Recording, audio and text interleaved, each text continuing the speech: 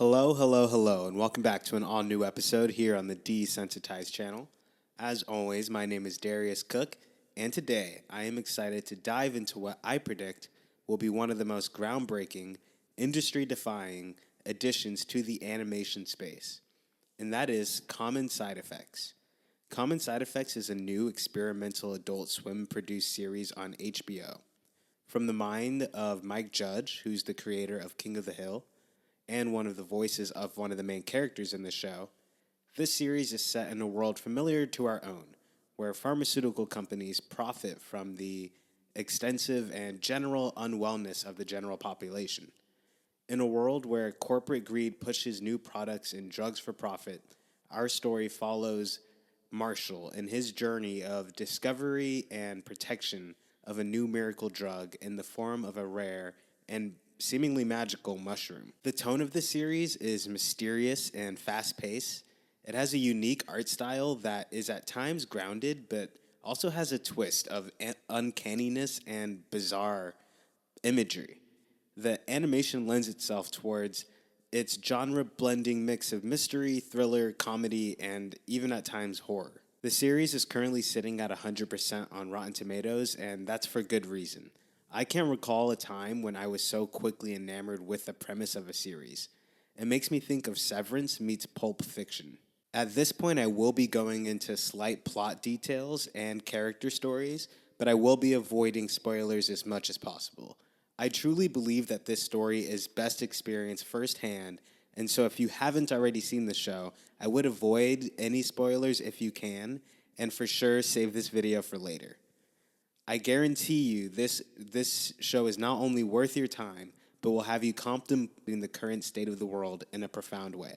As mentioned before, this series follows Marshall, a renegade scientist who is committed to the cultivation and protection of this miracle mushroom that has been shown to fix any ailment, and even go as far as to reverse death. His goal is to make this available to everyone and keep it away from the hands of corporate greed and big pharmaceutical companies. In episode 1, Marshall is reunited with an old friend named Francis. This is someone he knew from high school and is an implied crush. He divulges this information to her in a moment of vulnerability. This series follows both of their points of views as our assumed protagonists of the story. Unbeknownst to Marshall, Francis works for one of the biggest leaders in the pharmaceutical industry. She has to balance her beliefs within this new product that she wants to protect with her financial and professional ties to her current position. We also follow the perspective of two detectives that are tasked with investigating Marshall. Harrington and Capallo are a major factor in what keeps the story interesting. The series uses these characters as a vehicle to ground the series and to make it feel more realistic and relatable to the audience. The dialogue all around in this series is uniquely written to feel very authentic, but it's most represented when these characters are on screen interacting.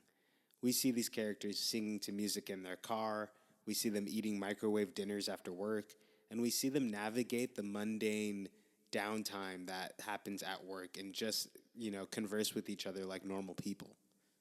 Immediately as a viewer, I feel very endeared to them. All the while, I'm noticing that the narrative is continuing to drive them eventually to be what will be assumed to be at odds with our main protagonists in Marshall and Francis. The government is also operating independently of these detectives, and so the show has set up multiple different factions that are all circling around this major plot line of the magic mushrooms. Like I said, I'm not going to dive too much more into the plot because I think if anyone is listening to this video, they should absolutely check the series out and should experience everything that this show has to offer for themselves. That being said, I find myself not only interested but captivated by the execution of the story.